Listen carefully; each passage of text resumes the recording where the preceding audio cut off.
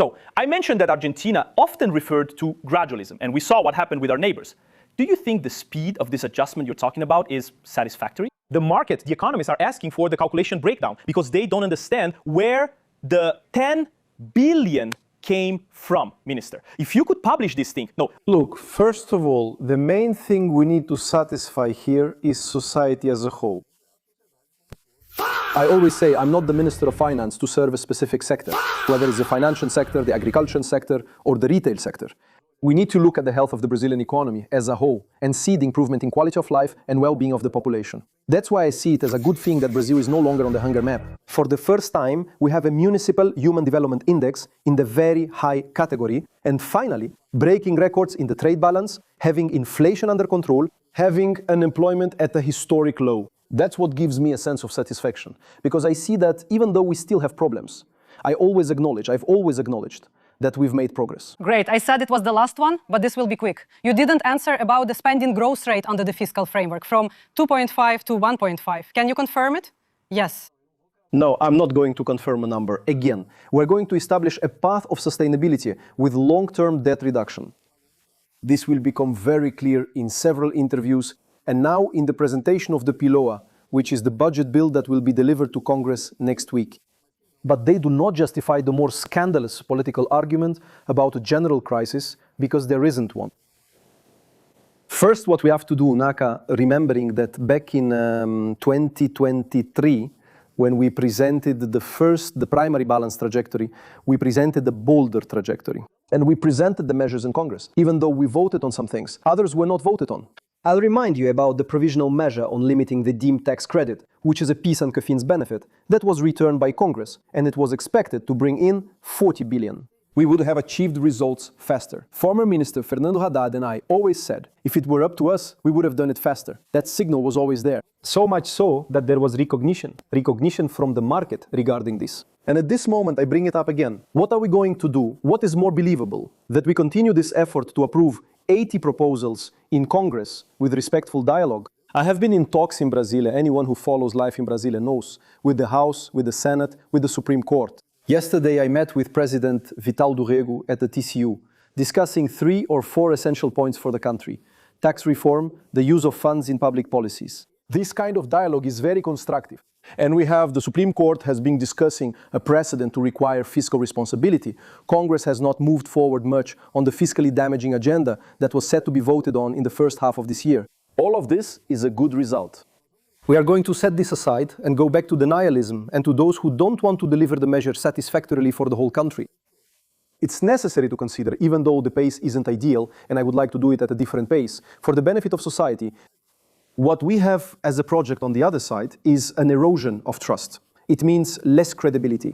So there's no better option than for us to continue within this balanced process, if we want to use an expression that's more Brazilian than Argentine. Because Argentina is not a good example for us, we have to seek balance, ensuring the sustainability of social policies, always seeking efficiency, which is a guiding principle for me, an obsession to have a state that fulfills its role in a very efficient way, but also taking care of public finances. I've always said this. When I went to the Supreme Court together with Minister Haddad to request the reversal of the payroll tax exemption measure in Congress, what we asked for was that all of us in Brazil need to have fiscal responsibility. Not only the executive, when it presents a bill or a provisional measure, but also Congress when it votes, the Supreme Court when it makes decisions, and the Federal Court of Accounts when it evaluates the impact of public policies. And this is the commitment we have established in this administration, so much so that now, in an election year, with war in the world, there was no default on payments to governors. There was no default on court-ordered debts. We are doing things in a very coordinated way with the various branches of government and avoiding any fiscal burden for future generations.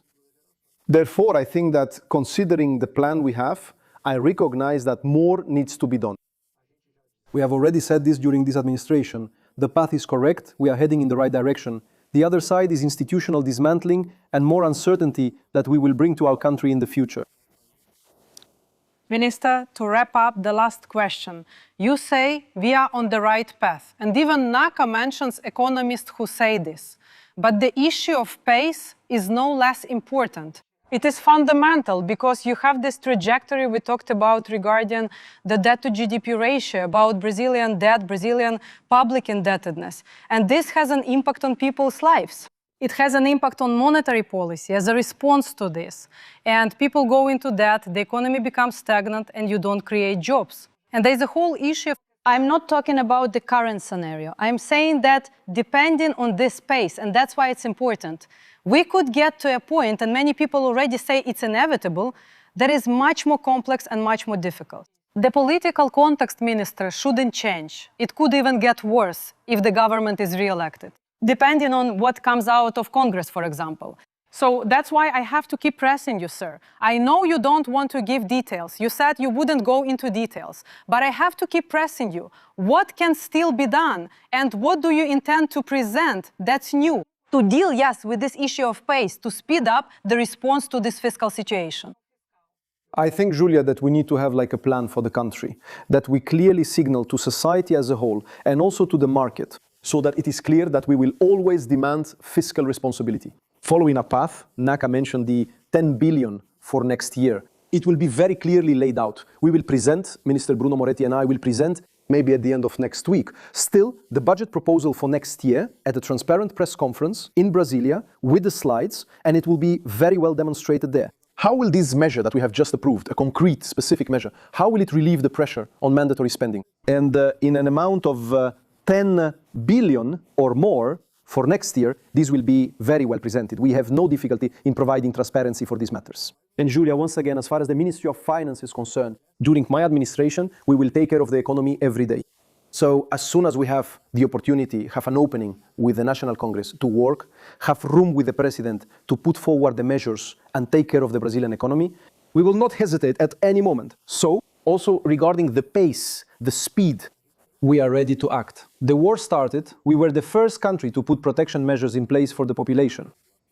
And I say, we will be the first to remove the measures. The subsidies will be withdrawn. We will not do as was done in the previous government. That the one who had to reinstate fuel taxes was former Minister Fernando Haddad. In 2023, there were several bombs, several fiscal traps left for the future. We are not going to do that. We are going to solve the issues. But by being transparent and with this commitment, within a very clear project of fiscal responsibility, do whatever is necessary to lower the interest rate, which is indeed an issue for the country. With all the business people, even those in the financial sector, they also complain. It's something that's a problem for the country. The National Treasury has an issue rolling over its debt. Brazilians, but also Americans, that's why it's an issue that can't be solved with simple talk. But there is readiness. You can be sure that the Ministry of Finance will always be prepared. There are some reasons that lead to this situation, with Casas Bahia being the most emblematic. We can talk about the growth of e-commerce, which might be the most obvious answer. There's also the more recent economic slowdown. And finally, the big discussion, which is the interest rate, monetary policy. High interest rates despite the latest decisions from the central bank. And high interest rates are related to monetary policy, which is also connected to fiscal policy, as you well know. With that in mind, what does the government specifically intend to do to deal with this crisis in the sector? Good afternoon, Julia, Naka. Good afternoon, Otávio. It's important to clarify, Julia, because since it's an election period, a time of a lot of uncertainty, there's a lot of debate about this. Many times, the opposition wants to bring up the topic as if it's a crisis affecting the entire economy, without allowing us to explain what the reasons are and what the details of the sector are. See, when we look at the retail sales data, the aggregated data, without dealing with a specific topic, I can talk about Casas Bahia in a moment. We saw retail sales growth keeping pace with GDP growth. From June to July 2026, there was a 2% growth in retail sales, whether broad or restricted, when we consider all of retail. Of course, when you break it down and look inside retail, where are sales growing the most and where might they be growing less? Online commerce has generated greater growth, and that's because since the pandemic, due to the change in consumer habits, we've seen that this growth is often it's more concentrated in online commerce. Online commerce represents something like less than 10%, about 8% of all retail trade in Brazil.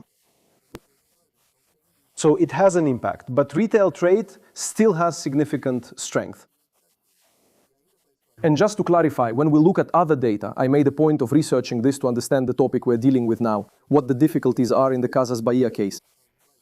When you look at the revenue of shopping centers in general, it has also increased in recent times. So there are peculiarities that may show you can have problems, and I don't minimize them.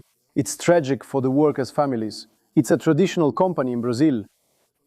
But when we look at the economy as a whole, as you yourselves have shown, all sectors are generating jobs. Shopping centers are increasing their revenue. Even retail, broadly considered, is experiencing growth. So I think that as we saw a few years ago, you remember we had traditional bookstores that also went through transformation processes because of changes in consumer habits. And to conclude, what I was also able to compare with the team these days is the number of bankruptcies and court-supervised restructurings that have been happening in various sectors in recent years. And we haven't seen an exponential increase in those cases across the country overall, quite the opposite. When we compare the broader historical series, there was a decrease in bankruptcies and court-supervised restructurings. And retail actually lags behind sectors like industry. So without minimizing it, I think it's an issue, a problem. Casas Bahia, remember, already went through an out-of-court restructuring a few years ago, which even in the current petition for court-supervised restructuring says that the previous out-of-court restructuring was not fully successful, right? And now they're undergoing another court-supervised restructuring. But also, to wrap up and hand it back to you, I can't avoid the topic of interest rates, because interest rates for the retail sector, which has tight margins and depends, we say leveraged in more technical jargon, but basically it depends on credit on the supplier side, right, for its suppliers, and it depends on consumer credit for families, for the consumers who buy. So when you have a high interest rate environment, of course you have a decrease in activity that is very dependent on credit. In another way, it's also the purpose of contractionary monetary policy itself to produce that effect. So there are a number of elements that explain to a large extent what is happening.